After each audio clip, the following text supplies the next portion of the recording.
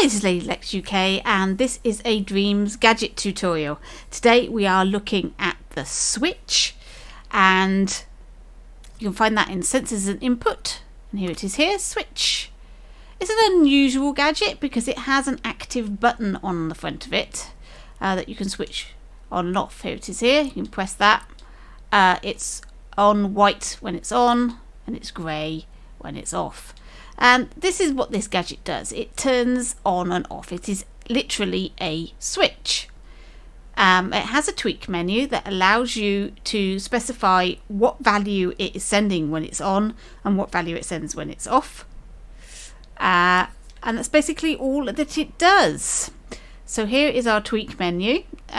If we turn the button on and off, as you can see, this is the one that is flashing on and off.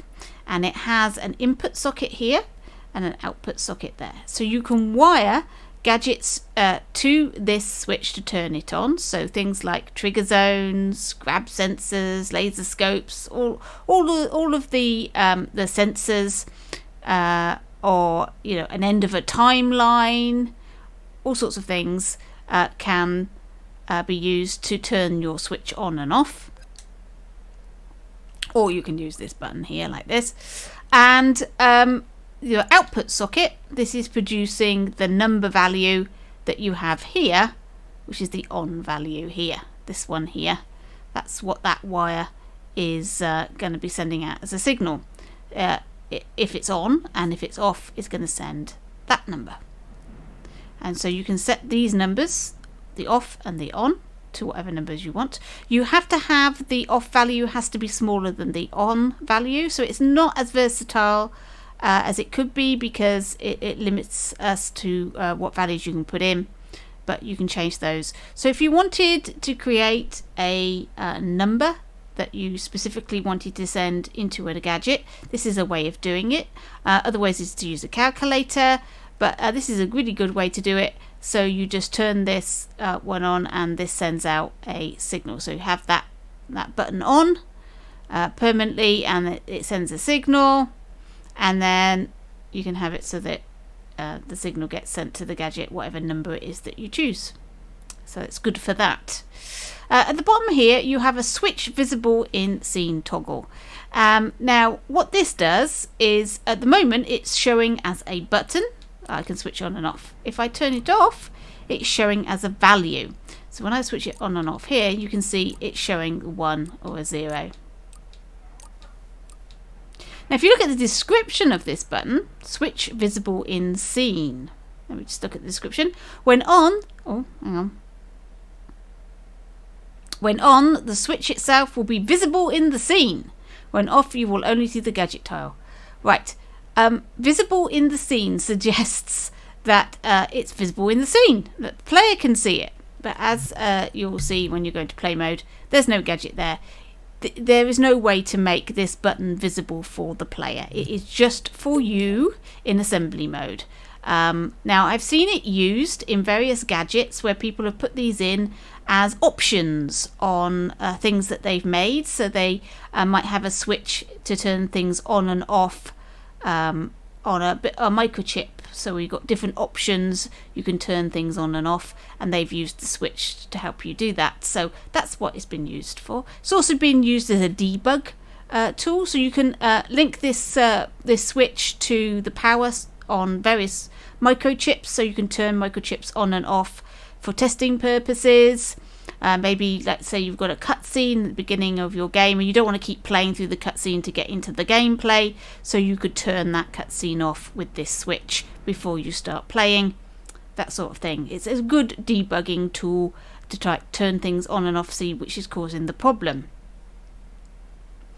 So that's what it's for. It has a very prominent switch colour, and I couldn't really understand why, because what does it matter what colour this button is, really, to be honest. However, it has a sort of side effect in that because it's got an output socket for the switch colour, you can use it to put the same colour on multiple objects. Now, I'm not suggesting that this is the best way of doing this, and I would suggest, try and work out another way of getting objects all the same colour, but this might be an interesting little exercise. So let's put this this stamp down, okay, and open up its tweak menu. Now I'm going to wire, let me just move this out of the way. I'm going to wire the switch color to the tint color, and as you can see, it's changed its color to the same thing. Let's make it very green, like that.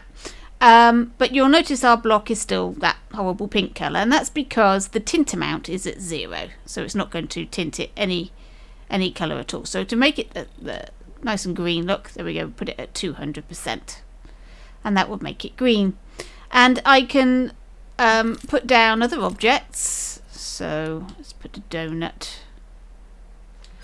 down, and you notice I'm smearing all over the place. I hate the fact that it's not set to stamp as default.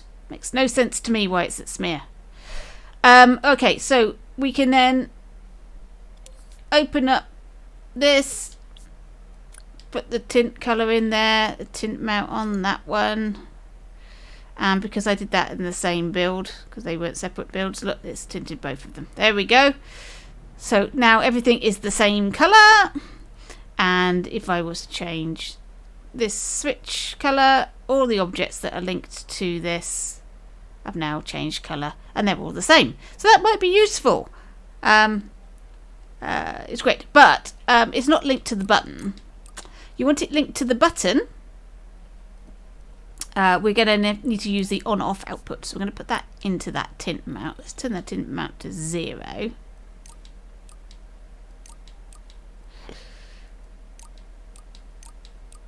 Yeah, I think I needed to put it at 0. Whoops.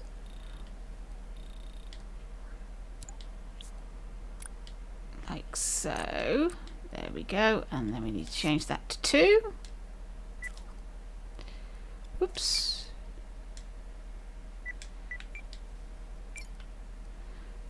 Okay, so now, there we go. That block's turning on and off. And we do the same with these two, if I hadn't deleted them. Right, okay, so now we've got a switch that only turns the colour on when I turn the button on and off.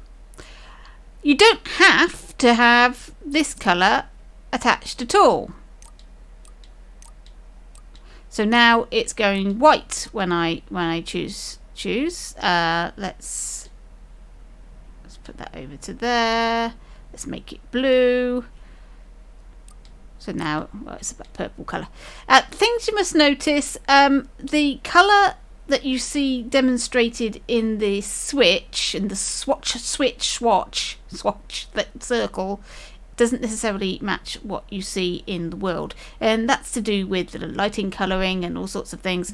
If I was to go into studio lighting, it looks even more purple. So trying to match it up to this is probably not a good idea. It's because it's not. You have to do it by sight. Have a look and see what colour you've actually picked, because it's not very blue. It's very, very purple. You have to move it over a bit. There we go. So this doesn't necessarily match what you see in the world. Just be aware of that. So there you go. So you can use the switch colour for various things, and you can use the switch to turn things on and off and change them around. Personally, I like to use a keyframe to do exactly the same thing. So it's entirely up to you which way you choose to use it. But that's basically it. There's nothing much to the switch, to be honest. Right, thanks for watching, and I'll catch you in your dreams.